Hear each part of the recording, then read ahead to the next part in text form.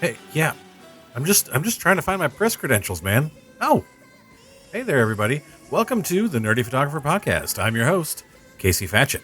In addition to providing you with entertaining and informative photography and business-related content, I also go on adventures with the crew of the starship Fibonacci. Right now, I'm waiting to get my credentials to photograph Universapalooza. It's this huge music festival where all the greatest bands from throughout the cosmos come and play. Should be really interesting. Speaking of music photography, in this episode, I talked with Sarah Sharaf-Eldien about how she became Mick Fleetwood's personal photographer, photographing famous musicians, and her new book, which helps raise funds for the recovery efforts following the Lahaina wildfires. All of that after the break. Hey, so does anybody know when Disaster Area is playing? I want to make sure to have my earplugs in.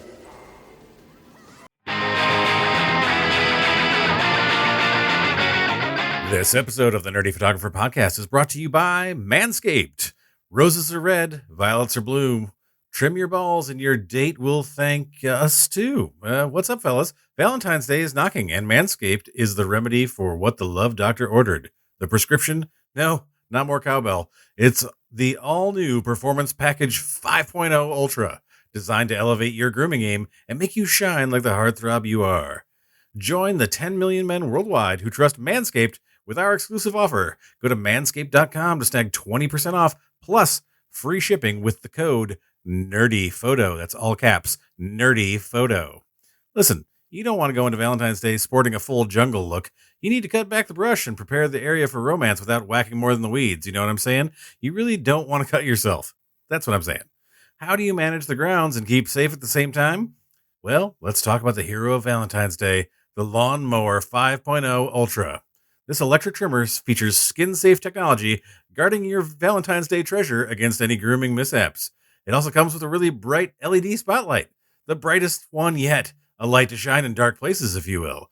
Perfect for precise grooming, even in the trickiest spots. Oh, and is waterproof too, making shower shaves a breeze. But hey, that's not everything the Love Doctor ordered. He's dealing all sorts of prescriptions over here. The package also features the Weed Whacker 2.0 nose hair trimmer, Manscaped's liquid formulations, and two free goodies, the Shed Travel Bag and Boxers 2.0, because comfort is king.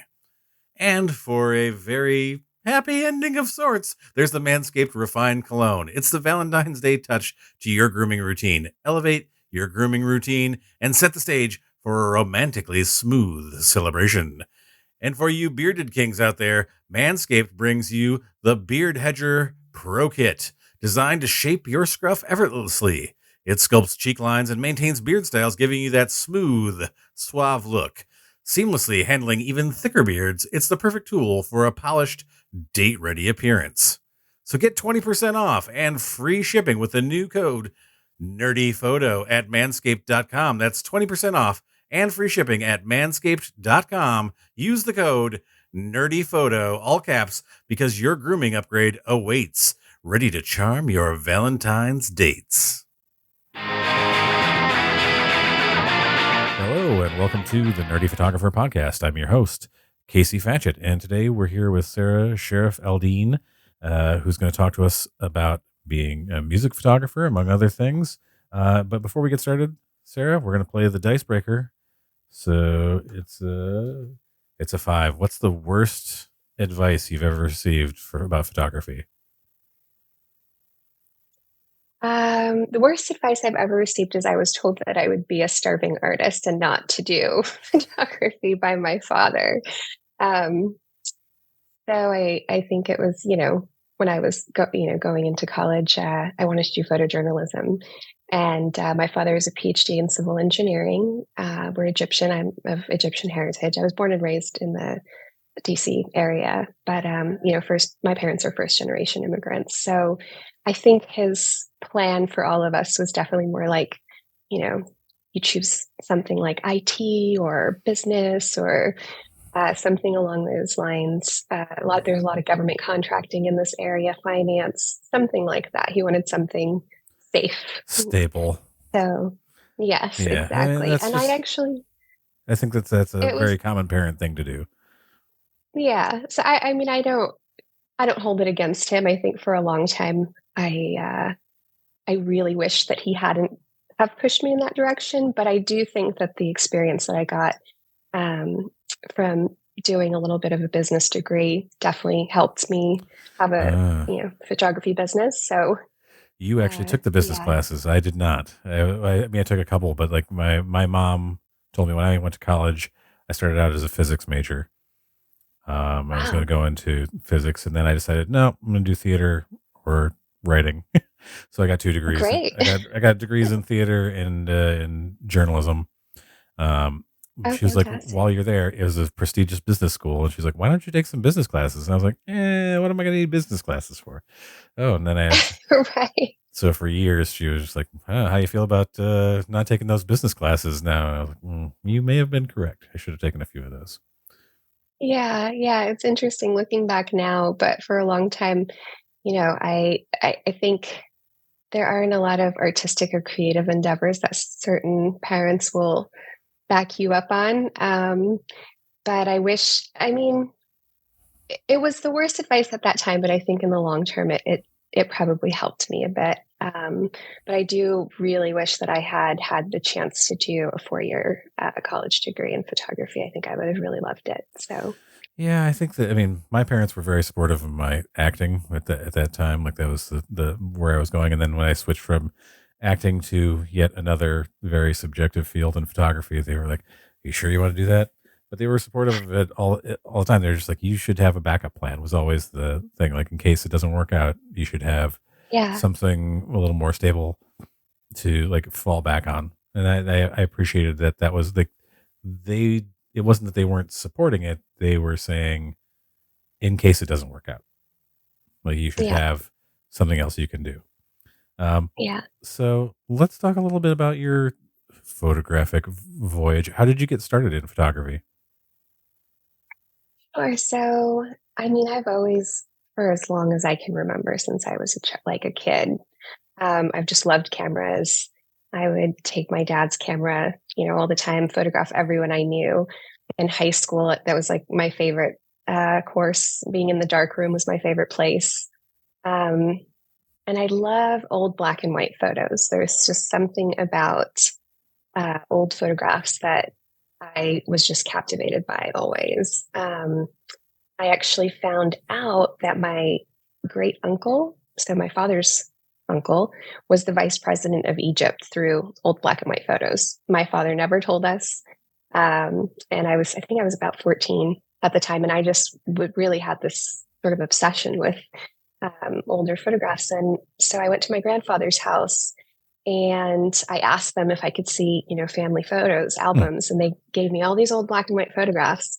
And sure enough, I saw my grandmother looking dressed really like gown and jewelry and looked like a crown on her head. And I was like, what is this? This is amazing. And they were like, oh yeah, her brother was so and so, Kamaluddin Hussein, who was the vice president to Gamal Abdel Nasser. And I was blown away. I don't know why my father never mentioned it, but I think that I really love the aspect of like how photography can really give you a very realistic view of the past. You It's can really history. see how things were. Yeah, it's I like love that. they're a historical document. I mean, going forward from today, I don't know where we're going to be in 20 years with AI and people creating things that aren't real, but there is this real sense of I had the same thing when I went through like my parents' belongings after they passed and like finding all of these old photographs from like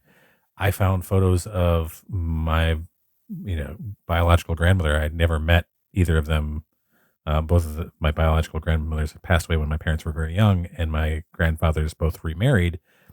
And for a long time, I didn't know that they weren't my biological grandmother. Yeah, I wow. found pictures of my dad's mother that I had never seen. I was like, wow, these are It's amazing. Like fascinating, I right? just I didn't have a Yeah. relationship with her, and but I felt like I got to know her through all these photos, just like finding these pictures and finding photos of my grandparents going on vacation, like driving across the country.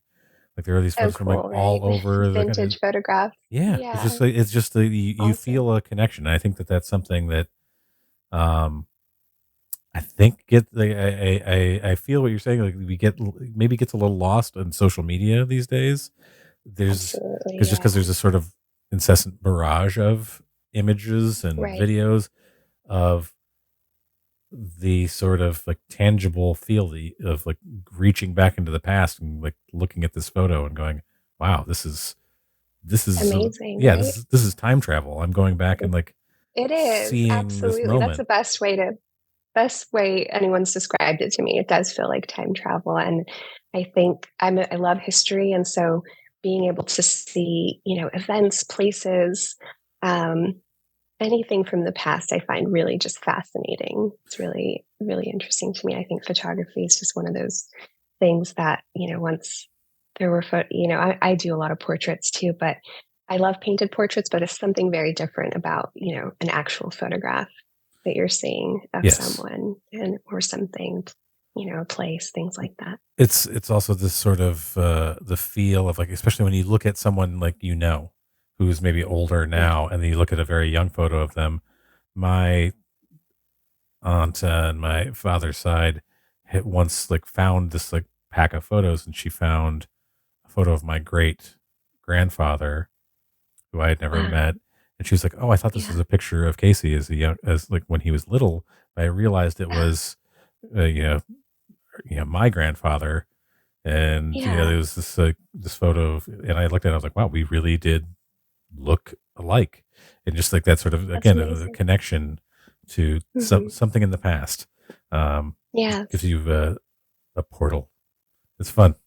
So how did you, like, when you professionally as a photographer, how did you, like, where did you Sure. go? Where did I start? Because I went down that path that my father wanted me to go down, I actually was in cybersecurity. I did business development for cybersecurity. We're in the DC area. It's sort of a very typical type of job that's, here. So I mean, I did pretty well, pretty when I was pretty young, but I just was not happy with that sort of career. It just didn't fit who I was. And I always had really had this deep feeling of I'm a photographer, I'm supposed to be a photographer. And I remember traveling and even writing when I would do international travel, they give you the little form on the plane and it's, you fill it out. And one of the questions is occupation. I used to always write photographer. I would never write cyber security business, development or manager or anything like that. So um, I ended up deciding suddenly to just quit what I was doing and sold all my things. I think I was about 22. I went to Australia. I moved to Sydney. I just wanted to explore and try to figure out exactly what I wanted to do. And I took a few classes at Macquarie University, one of which was I took an industrial design class, photography. I took a lot of um, sort of more things I was passionate about. And at the same time, I ended up working with a fashion photography studio. So I did go back to Australia multiple times on different visas and things like that. And I started working for this fashion photography studio. And initially, I wasn't shooting. I was doing producing for them because trying to go from obviously doing Student. sort of Yeah. business things in cybersecurity and trying to transition um, wasn't it definitely wasn't easy. I had to try to get my foot in the door somewhere else, and so they needed someone to help with producing and bookings and things like that. And so that was sort of my way into a professional you know ca- professional Capacity. capacity of like doing photography. Yeah. Yeah, It's like you don't absolutely. start at the So top of the ladder. I think that's one thing that's yeah. like, you don't necessarily like start, you know, I think that's something that's changed, and like as more people like kind of get into things, and like we've I don't know if I don't like necessarily the term lowering the bar of entry, but like not it's not been gate kept in a way like where it was sort of like, you used to, assist, or you were Right. doing something else. Like you're saying, like, helping produce shoots or whatever. As much as now, I feel like there's a lot of people who just like, I'm just going to go out and do it myself, and I'm going to learn. Right. And there's things that where as there used to be kind of a, I don't know. I don't know if it's hierarchy. I think there's just like it's just sort of a system in place. Not Yeah. always, it wasn't always fair for like getting started and like you're working for other people and then kind of paying your dues until you are doing your own thing. The truth is, I think that's a great way to learn, to be Yeah, honest, because that is how I learned. I did, like I said, I didn't study photography. And so I took every photography job I could find initially.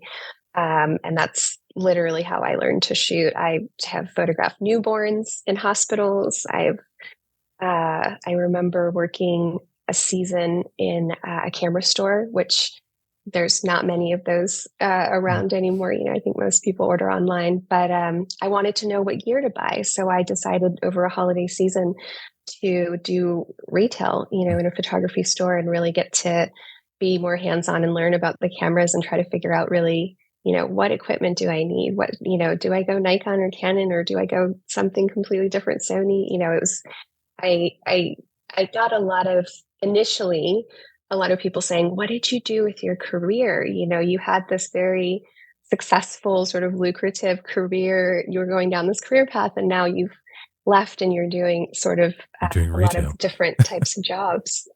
Yeah, retail and um, but eventually, it's funny, those same people who told me some things like that later on said, "Oh, we knew you could do it. We always believed in you." Sure.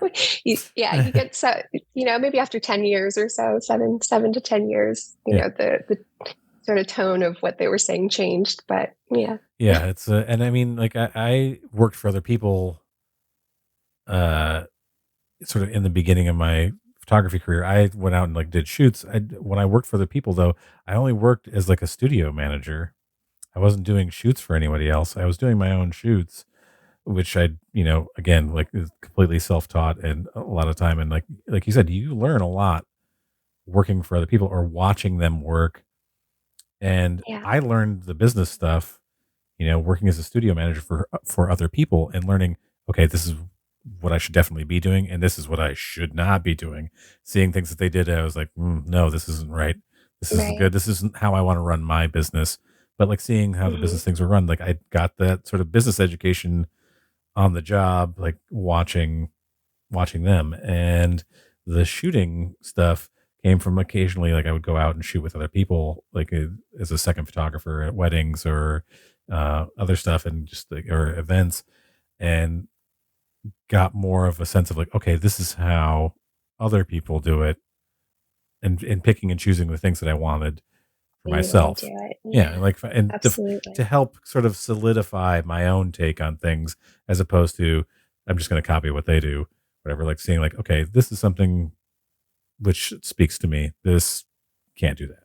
Not so much. Yeah, Yeah, you kind of pick and choose from every sort of business or person that you work with, little pieces, I think, and then sort of put it together in your own sort of unique creative vision. yeah, That's what I think sort of happens when you go down sort of that path.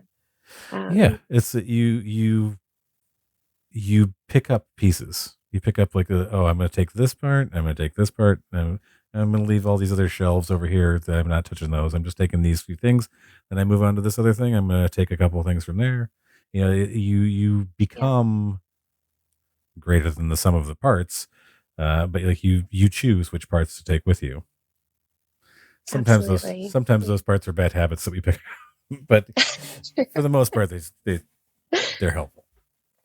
Yeah. So from fashion photography, you ended up moving into music photography. How did you make Yes. that transition? So there was more than just the one transition, but I'll sort of explain. Like I mentioned, I would take sort of every photography job that I can get. So I was doing the work with the fashion photography studio, but I really wanted to shoot at the same time. So, started working with newborns.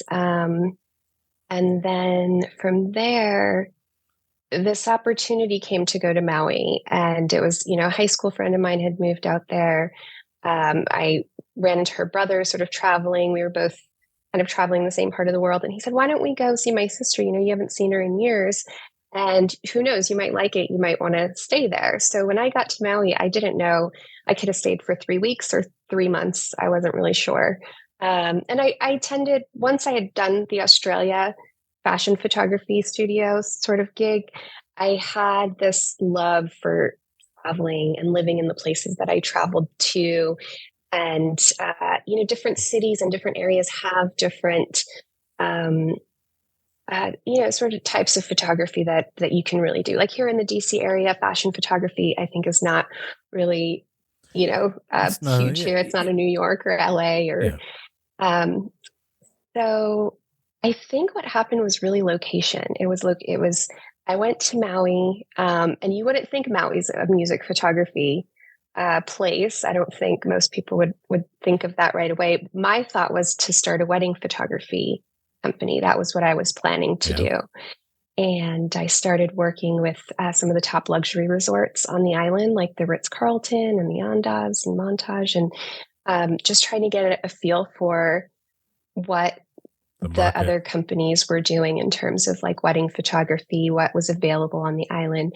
All the tourists really love to have their family photo shoots on the beach, that sort of thing. So I was just trying to get a feel for how to start my wedding photography business there. And Maui was the number one. I think it might still be. I'm not sure. It was the number one wedding, like wedding location, destination. Destination weddings. What did they call it? Destination wedding. Yeah. There you go. Location in the world at the time. It was 2015, I think, end of 2015. So they were, there was way more than enough work to go around. I Right. would tell photographers, you got to come here if you want to do wedding photography. There's just so much opportunity. And then as I was doing that, I remember buying my first sort of set of lights because I really wanted to use lighting. Like I bought pro photo lights, and I did my first sort of stage shoot on the beach and got the dress, and it was dresses actually and Yeah. models, and was doing that whole thing. And literally within a week, I got offered a gig to come shoot at Fleetwood's, which is Mick Fleetwood's restaurant and live music venue in Maui. I just was at the right place at the right time. I love, love, love classic rock and live music. And, music from the 60s is definitely my thing. And so when I saw Fleetwood's from the that was one of the first places I went on Maui that someone took me, and I just loved the restaurant. It was a restaurant. They had a music photography gallery at the first level of the restaurant, which I just thought was amazing. I didn't even really realize that music photography was that much of a thing, right? Yeah, that you could do. So I went in 2 days in a row, and one person that I just happened to accidentally ask for a menu turned out to be the general manager. And he noticed me the second day and said, "What do you do? What are you doing here on the island? Are you a tourist? Or you live here?" And I said, yeah, I'm a photographer. And he practically jumped and he said, "Is there any way that you could come in a few days and shoot the red carpet for the biggest night ever that we've had at Fleetwood's on Front Street? And it's going to be Mick Fleetwood, drummer of Fleetwood Mac, Yeah. performing with his good friends Steven Tyler from Aerosmith and Sammy Hagar from Van Halen." And I really had to try not to let my jaw drop. I was it was one of those moments where you're just kind of like, yeah, definitely, let me check my Sure. calendar. But Yeah. yes, absolutely. Yeah. We exchanged information, and I was like, absolutely, I'll figure out how to make that happen, even if I had another commitment, which I didn't. Luckily, it was at a time that it was after my other shoots and day job or work that day. So um, once I did the red carpet for that event, it was three of us actually. So there were two other photographers because it's a huge building. It's 4 levels. There's a basement club, photography gallery on the main level with a store that's just amazing classic rock memorabilia, things like that. And then you had the restaurant on the second level, and then you also had a rooftop. So it was just a massive It's a huge building. It space. was, yeah, huge space. So to cover all of that, he really needed photographers on every level. I was doing the red carpet. he had Andrew Stewart, who's an amazing photographer on the main level. And then I think there was also a third photographer on the rooftop. And we just really, he wanted to capture everything, the event, the guests. At one point, once the red carpet was done, I got to go to the main level and photograph some of them them performing live. And it was just such an amazing experience. And then a few days later, he called me and said, "Would you like to become our contracted in-house photographer? We just the space literally just opened up. It was right after Halloween, and something had happened with the previous photographer, and they just happened to need someone. And they said everybody loved the fact that you captured everyone. I really did try to photograph every single guest at that event, and there were a lot. I mean, I think the main level it holds about 200 people, and then 200 people on the rooftop. So I made sure to go around and photograph every single person there. I'll say that it's such a wedding photographer thing to do.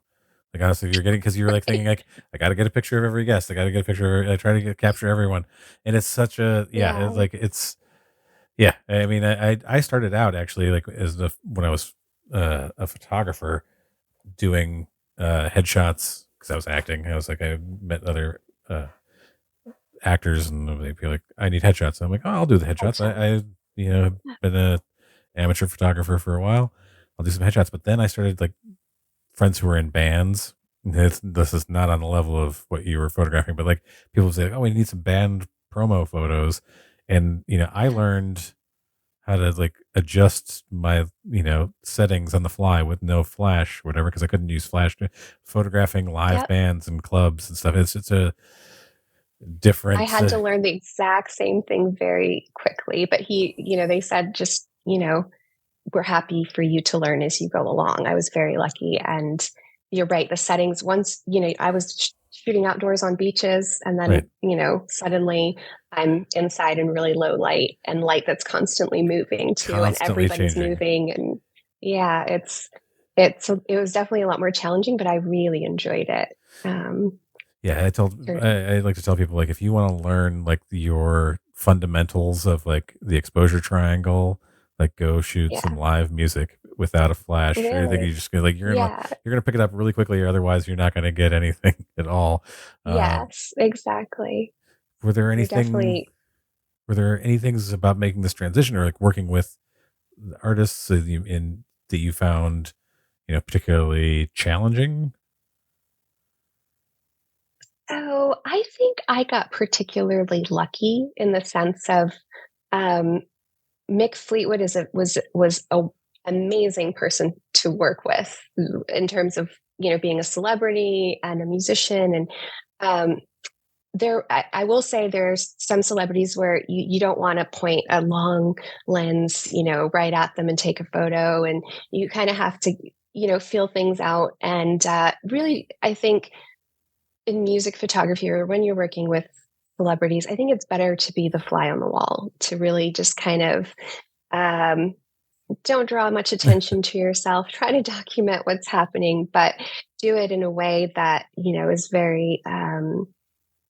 I don't know. I almost want to use the word stealthy. Like so, like Yes. you just want to be even with an audience in a live performance. You don't want to distract from what's happening on the stage, but you want to get your shots. So I think I would say in terms of working, because I was working the most shooting Mick, and he would perform there multiple times a week for about 7 months that I was shooting there, and which was fantastic. But what I noticed is that he made it very easy to photograph him.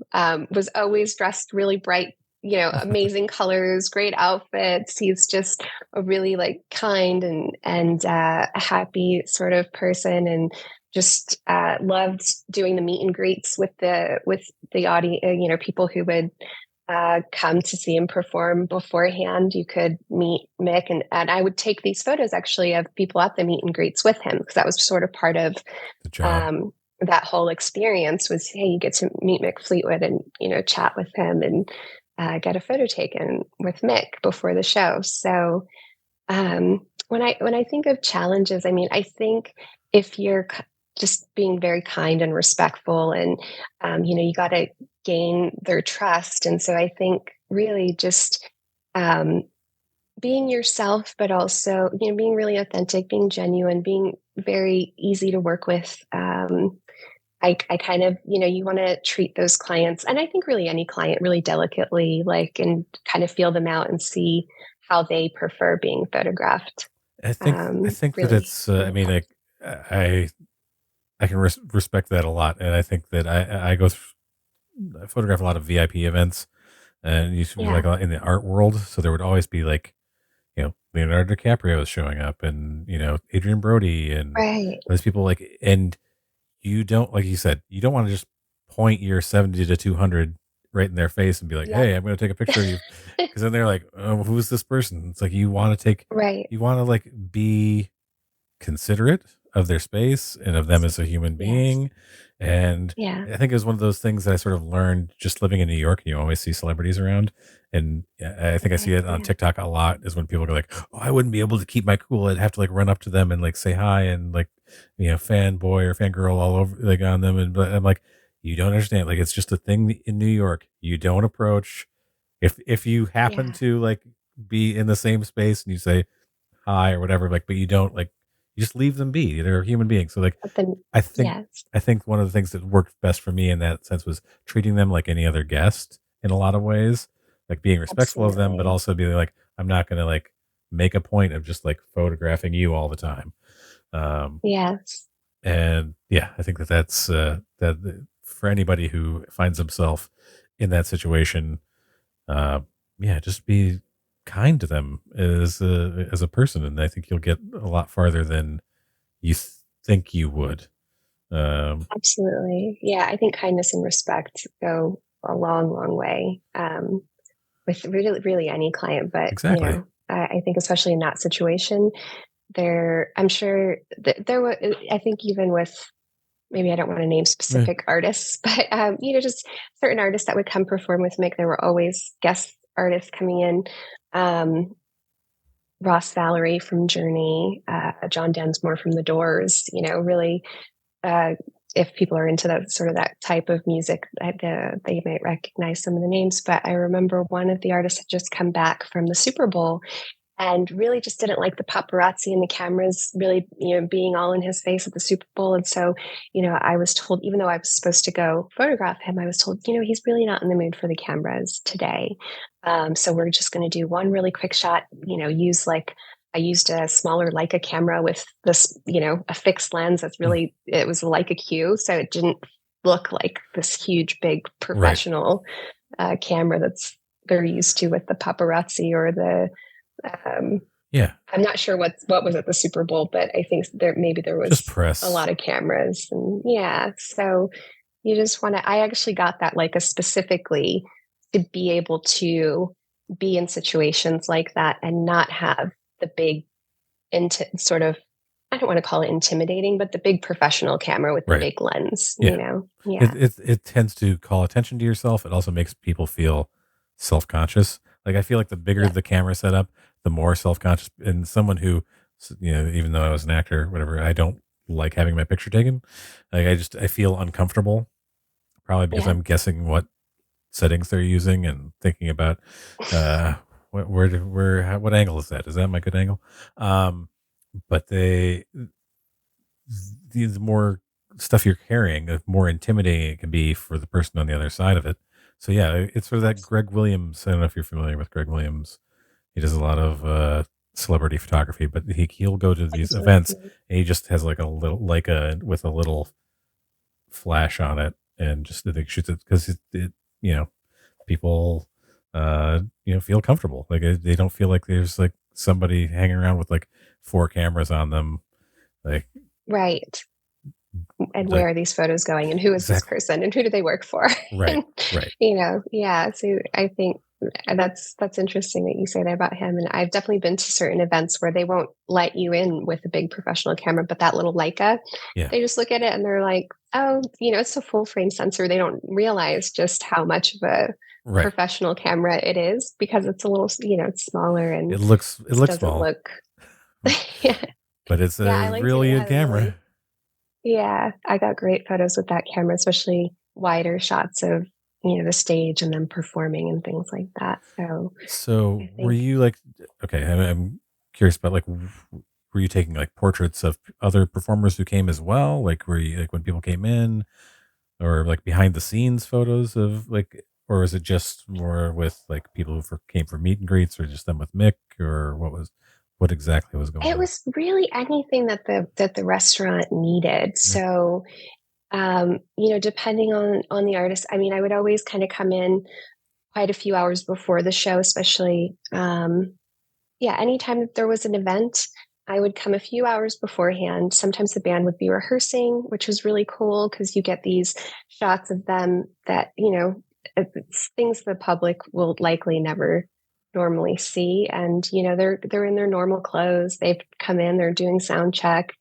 Um, and sometimes, Mick would be signing records that people would buy and things like that. And you just getting him in a moment, catching him in a moment downstairs in the club where there's only like a couple people that work there, like around him, and he's really not paying attention, Mm. and he's signing something. You can get some really cool portraits when you're documenting something that way, and especially if you keep yourself. I think he told me once, I never know that you're there until you come close enough that I can hear your camera clicking. That's So, yeah, that's which I thought was a huge compliment. I always take that as a compliment when people tell me like, "Oh, I didn't know you were there." That's that, it's like I'll deliver photos from an event, and somebody will be like, "Oh, I didn't know you were actually there to take the picture." I find that Yeah. is the truest compliment for me as a photographer. So yeah, I can I understand how you like you felt like, oh, this is yeah, that's great. So Yeah, and so oh, sorry, go no, ahead. no, go I was ahead. just Yeah. gonna say the portraits, because I did end up taking I loved shooting portraits, and so with the live performances, I ended up at those events really focusing on individual performers at a time and taking portraits of them as they were singing or performing. And so I think that's just something that I was naturally like inclined to do.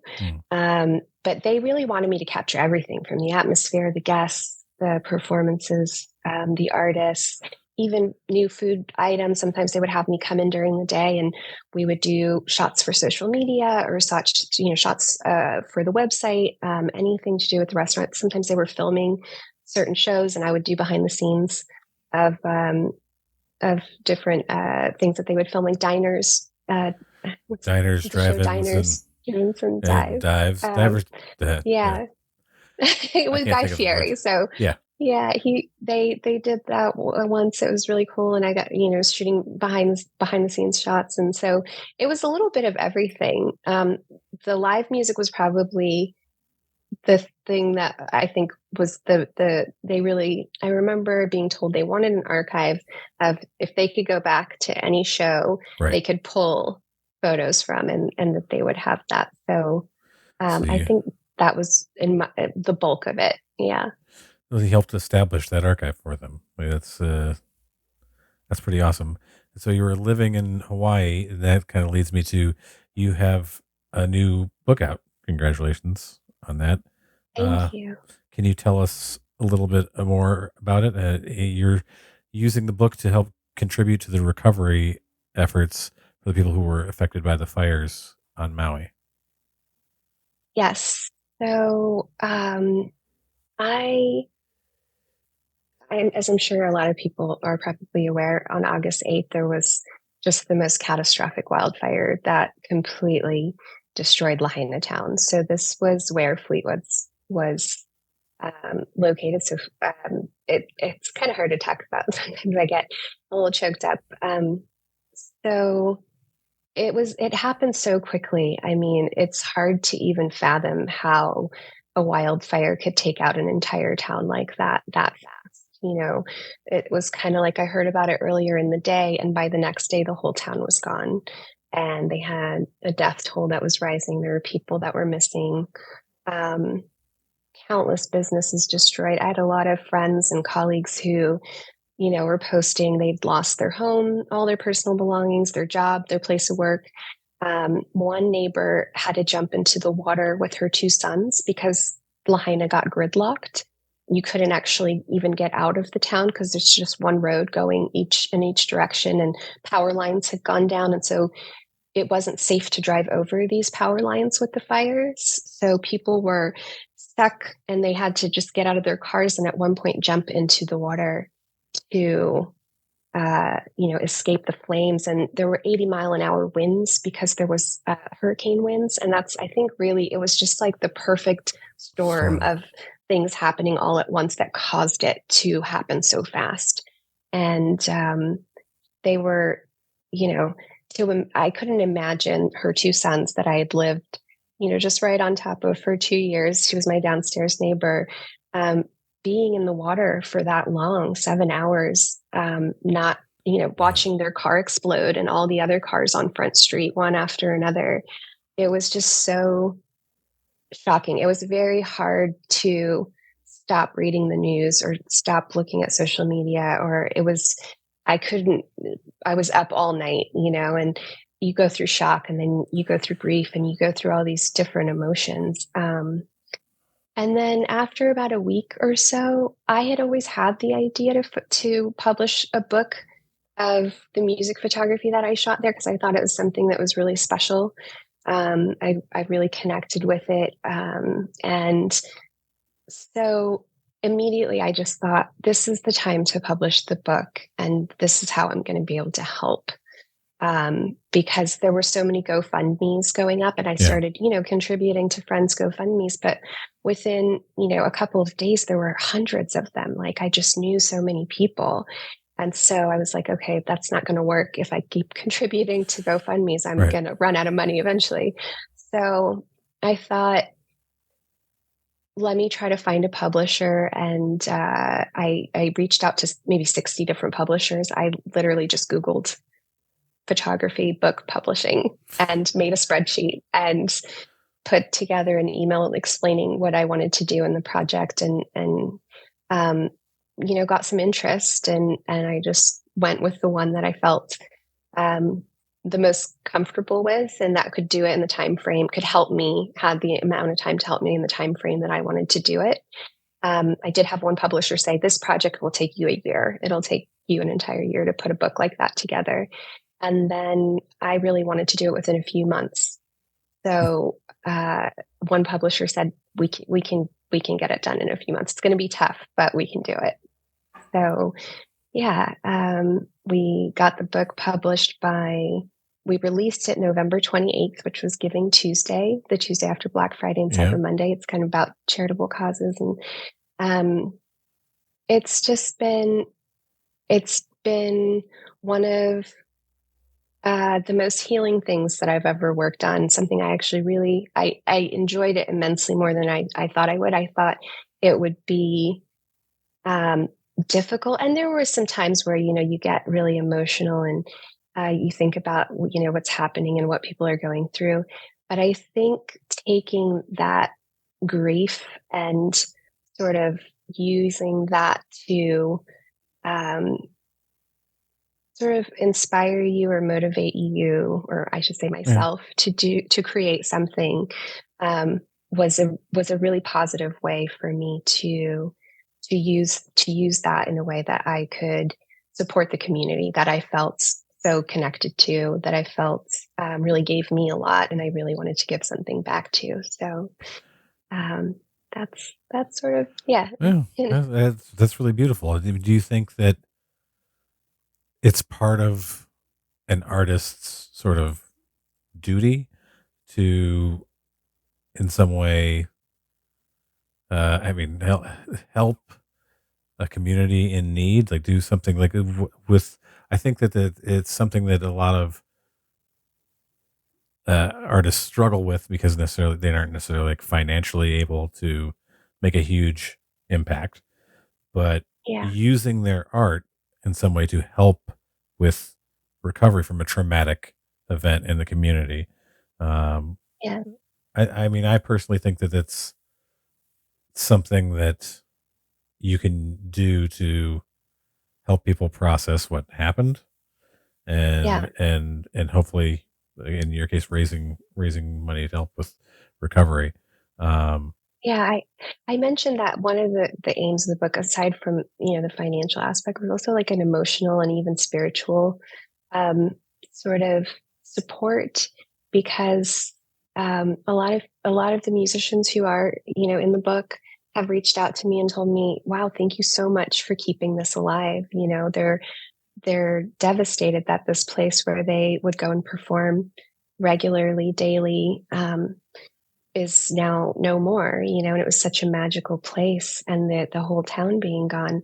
This was a way of, paying tribute to not just the artist, but also the town and, everything that I was able to document there. I really wanted it to be a sort of a heartfelt tribute to all of all of it. The Maui Mm. Ohana is kind of how I look at it, which means family. It's a small community. Everyone sort of knows everyone. It's a small island. I Yeah. think the population is something like 140,000. So, um, That's like yeah. I, 3 times the size of the town that I live in right now. That's like, oh, okay. but I mean, that's not huge. I mean, just saying that that's not like, yeah, Yeah. that's an easily like it's definitely a close community, especially because you live on an island. Right.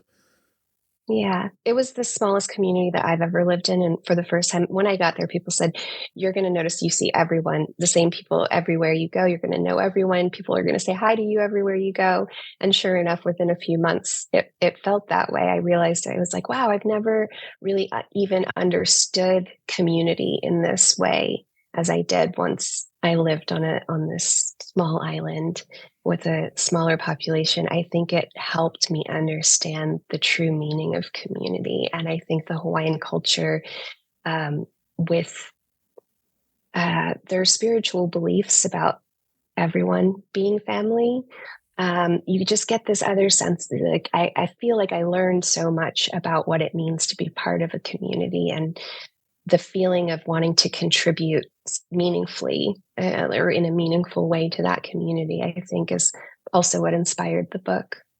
So, That's really amazing.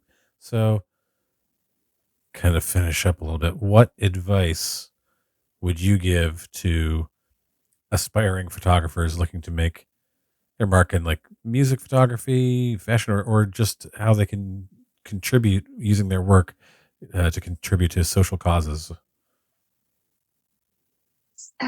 I think the best advice I would give is to do something you're really passionate about. Like, I went from wedding photography to music photography, and that kind of music, I mean, I'm just so passionate about it.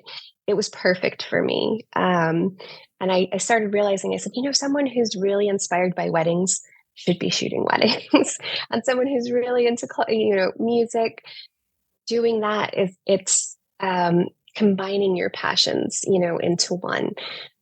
So I think if you stay passionate and persistent and authentic, you can really build relationships within the industry, that you're in in an easier way, I guess. Because you're collaborating with like-minded individuals. You're using your work to tell a story about something that you're passionate about. And there's some people are really passionate about fashion. I love fashion, but at the end of the day, it wasn't the right fit for me. I think that I always say, I love classic rock. I'm a classic rock girl, and so landing in that kind of environment was just That's just it's heaven. perfect Yeah, for me. Yeah. yeah. Yeah. So, and I yeah, mean, I am a huge classic rock fan too. I mean, like just hearing you talk about it, like I'm like, man, that would be that would be awesome. yeah, yeah. And so I think photography has the power to inspire people in the same way that music does. So I think anyone who wants to get into music photography, go start shooting shows, local shows. I mean, I shoot shows here in the DC area. I reached out to every music venue I could possibly find once I got back to this area, and just let them know that I'm available. And sometimes you will shoot, a show for free or tickets or whatever it might be. But if you really love doing it, there are really a lot of ways to get your foot in the door. Yeah, I think Just, there are any place that there's live music, I would say, go there and enjoy the music and take photos and talk to the owners or management and see if that's something that they're interested in. yeah, talk to people. That's the main thing. Is like you need to like actually form those relationships and keep Yeah. them going. Like you check in with people and say like, I mean, in various parts of my business, I do not what just weddings, but like in the wedding industry, there are like planners and venues and things that I need to like keep in touch with people, and we keep our relationships going. In Yeah. my business side of things, where I'm doing like corporate stuff, like you check in with those people regularly and help them out, and like ask them if there's anything you can do for them. You gotta forge those relationships and keep them healthy. But Absolutely. in person is the best way to like go out there and like make friends and make connections with people. Yeah, like you said, like I agree. My largest clients, and even this one, that how this happened was just chatting with everyone who's around and not being worried about going anywhere alone. I go everywhere. I go and eat out. I dine alone. I'll go to shows alone. And I think that's a great way to actually, meet and chat with new people, honestly. So I'm always, even in an elevator, I think I met one of my clients and just, start chatting. Good morning. Where are you from? That kind of thing. I like to become friends with my clients too. You want to keep it professional, but I do think that people really like to get to know, they people love to tell you their story. And I think if you can get someone to really tell you their story, you're going to be able to photograph it and portray it yeah, much more authentically. So I talk probably a little too much. And I think that's probably a good thing, yeah, to too many people, strangers, people on planes. It's a good way to, like you said, it's a good way to open meeting doors. people in person. Yeah, absolutely. Hello there, nerdy photographer listeners. Do you have a website or do you need one? Well, let me tell you, you should be using SiteGround to host your website. I used different hosts for many, many years, and I dealt with so many problems: terrible support, slow loading speeds, all sorts of attacks on my site that I couldn't deal with. But when I switched to SiteGround, my problems have gone away. I haven't had to worry about my site once in the 5 years that I've been using SiteGround. And right now, you can get 80% off hosting and a free transfer of your website. Hosting can start from as low as $2.99 a month. $2.99 a month. That's so cheap, and it's so good. I wouldn't recommend it to you if I didn't use it myself. Head over to nerdyphotographer.com/recommends/siteground. That's nerdyphotographer.com/recommends/SITEGROUND. Or you can click on the link in the episode notes and get over there. 80% off hosting and a free transfer. You're not going to regret it.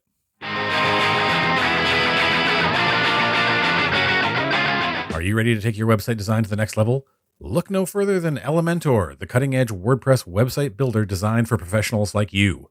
With Elementor, you have the power to create entire website themes and layouts that are as unique as your imagination. Say goodbye to rigid templates and constraints. Elementor empowers you to design custom headers, footers, pages, posts, archive pages, and even WooCommerce product pages, all from a single user-friendly platform. The best part? You don't need to be a coding wizard to use Elementor.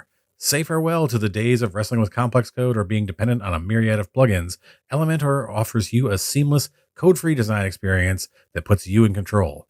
So why limit your creativity? Choose Elementor and unleash your website design potential.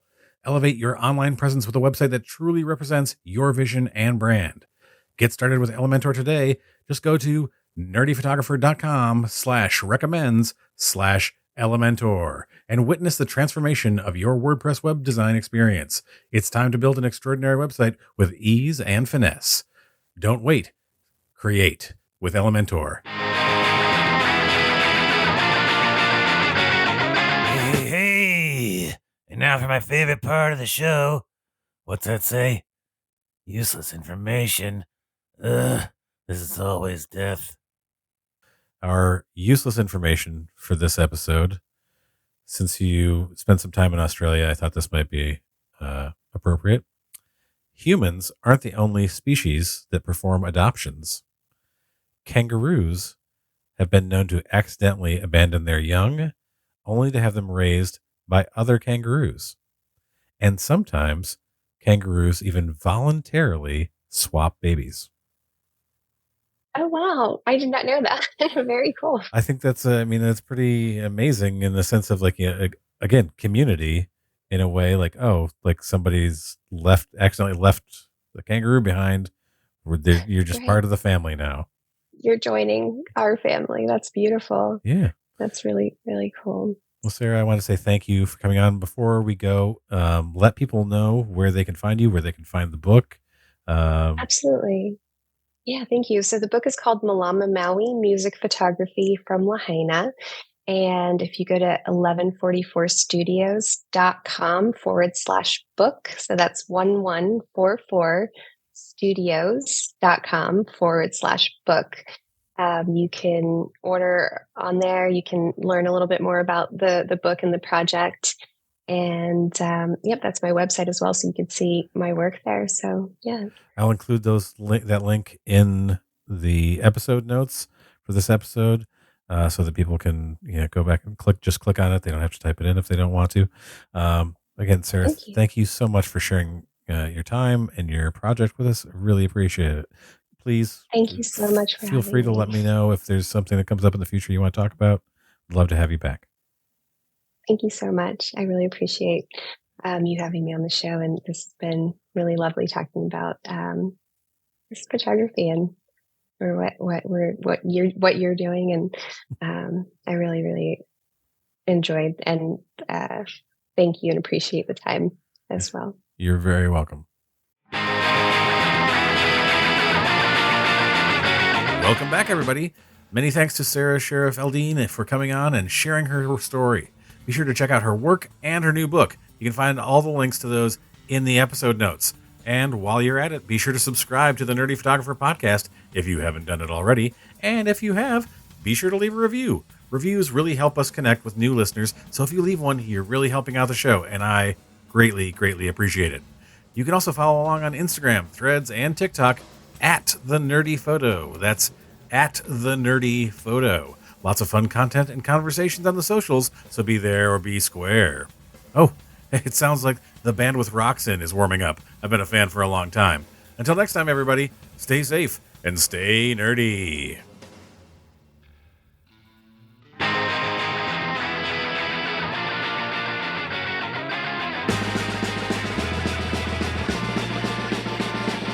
Who's that coming back to town? You better start listening. Who's your heart been beating about? You better listen.